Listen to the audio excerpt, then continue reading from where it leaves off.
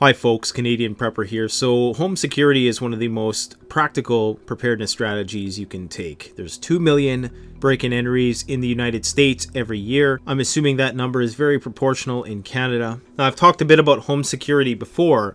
The focal point of this video is going to be where to hide your stuff. In particular, your larger preparedness items within your home. So let's get to it.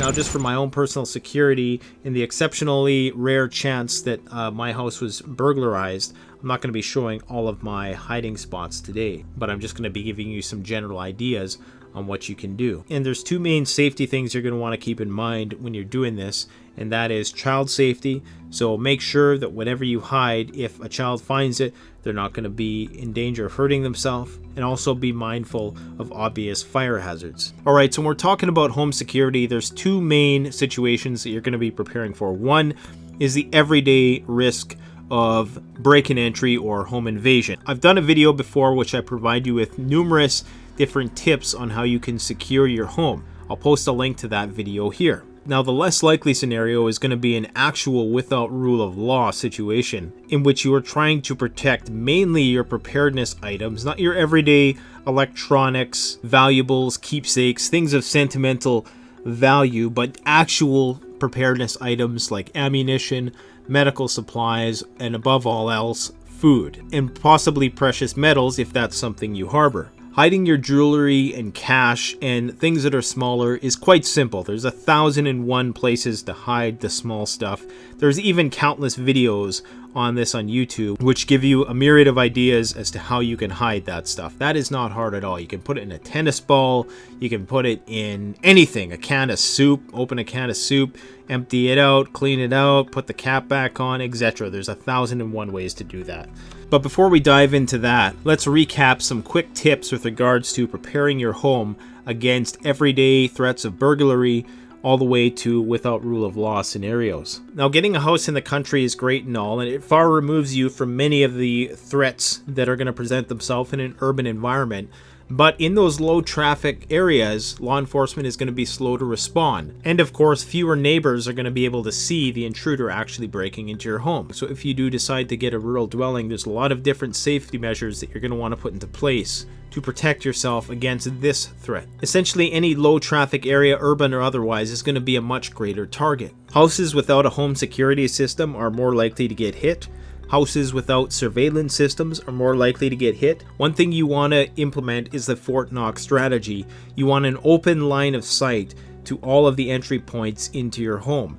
This means that your neighbors or other people in the environment can see you. There's less places for people to hide. It might be nice for your own privacy to have a tall fence in your backyard, so long as you're willing to accept the fact that you've now provided cover for a thief should they want to break into your house. A way around this and to drastically reduce the ability of a thief to steal some of your larger belongings is to simply lock your fences with a lock which is hard for them to use bolt cutters on. Bolt cutters large enough to take out a large padlock isn't the kind of weight that a lot of thieves want to be packing. Regardless, this is just another layer between you and your castle keep. You want to have as many locked doors as possible. These locked doors, although they can easily be breached, whether you use 3-inch screws in the strike plate or otherwise, it's still going to buy you more time. So make sure you always, in addition to locking your doors, lock the exterior screen door as well. Seconds count. Reinforce any vulnerable out of sight first level windows with security bars. The same is true for installing security film on your windows. You can do this yourself and you can buy it online. I'll post a link in the description, but I would strongly encourage you to get professional advice on how to do this. I've done it myself, but I know that it's not the best that it could be. It's going to buy you a bit of time, but you can definitely slow a criminal down a lot from accessing through a window if you have security film. If you live in a larger property, perimeter alert systems, any early warning systems that you can implement will drastically increase your ability to respond. And having motion detection lighting should go without saying. Use systems like the night lock on doors that are going to be more likely to be breached if you're gone away from home. There's numerous door barricade systems that you can purchase or buy yourself for whether you're at home or away. Lots of info about this online. Get yourself a guard dog and amplify all of the security systems that I just talked about using signage. So signs that say dog in yard, or you are currently under surveillance, smile, you're on camera, a sign indicating that you have a home security system. Even if you don't, this sort of deception is going to make somebody think twice about targeting your home. If you have a garage, make sure you have a deadbolt on it, especially if it's an attached garage. Other things that give an indication that the person is home, like putting cars in the driveway when you're not there, having a friend park a car in the driveway, having good lighting at all time. You cannot go wrong with good lighting. The last thing you want to do is provide a thief cover. And most certainly don't blab on social media if you're going away for a long time. And lastly, have cameras inside, because most thieves will get a little gutsy once they do actually get into your home. They'll be more likely to put their guard down and take off their mask so that they can search faster.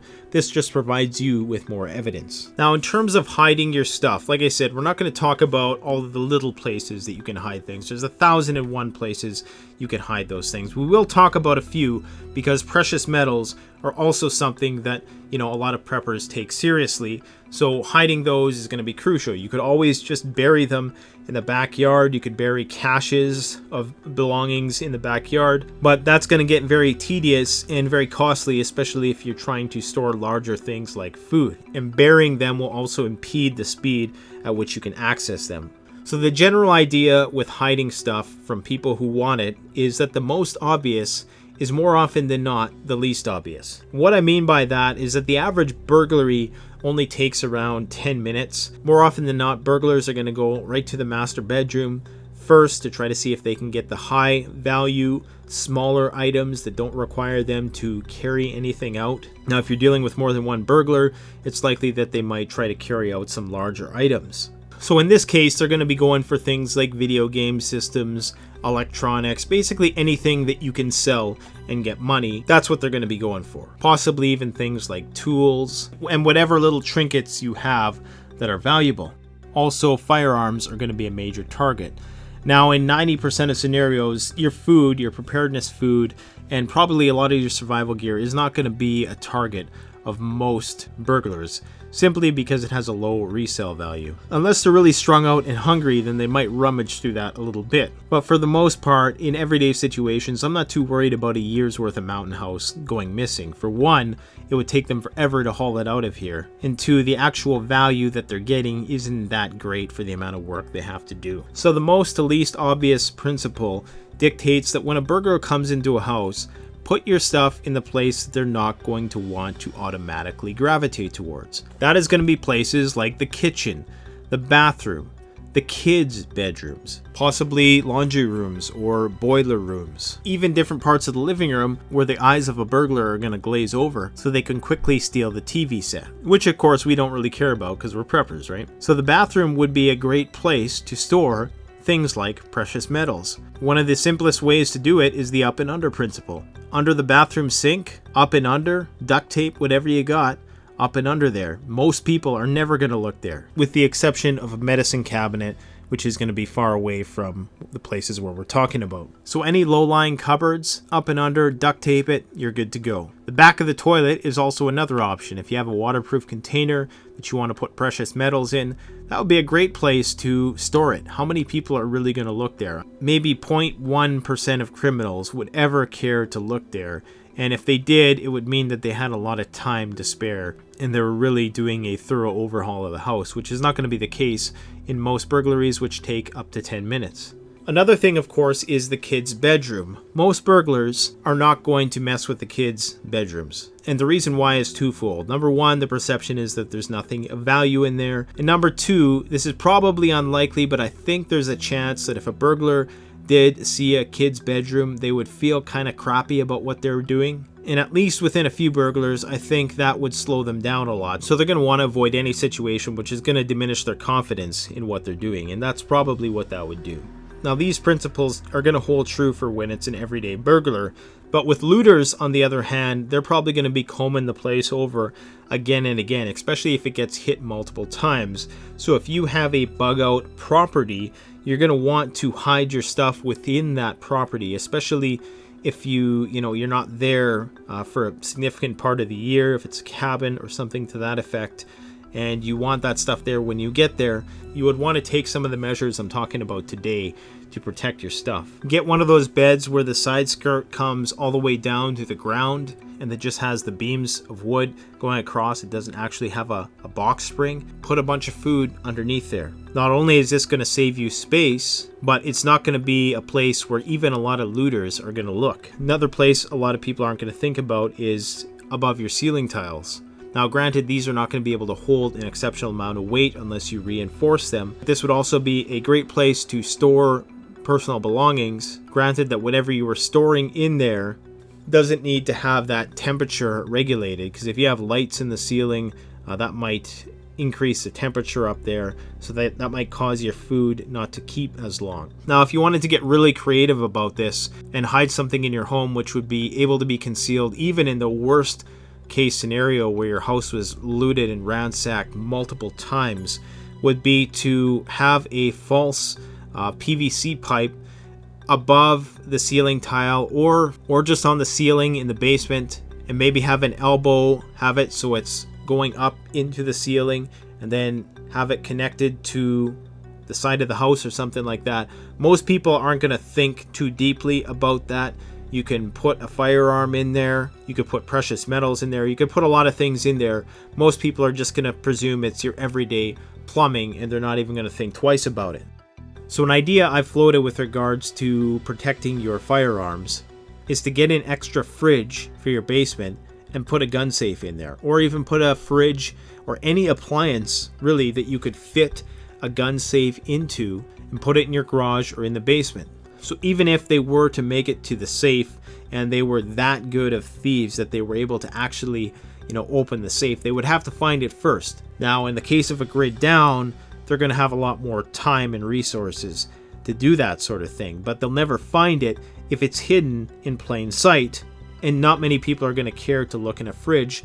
Granted, if it is grid down, they probably will. So this is more of a strategy to use for an everyday burglary situation. Another thing that people have explored is making false walls. Making a false wall in your home is probably the most elite way of protecting the things you value. In addition to using false walls, you may also want to use false safes. Maybe get a cheap safe which is in plain view, which is easy to crack, and put an old rusty shoddy in there and have your main cache of stuff more hidden, and they'll hit this decoy thinking that they've got what you got, when really you have a lot of other stuff hidden in more hard to find places. Even making a fake sheet metal ventilation on a ceiling, most people aren't going to think twice about things like that when they're rushing through a home to try to get as much as they can before they get caught. Making an actual fake vent, so cutting a hole in the wall, putting a vent on there, and actually putting a safe within that, so having a dual layer of protection.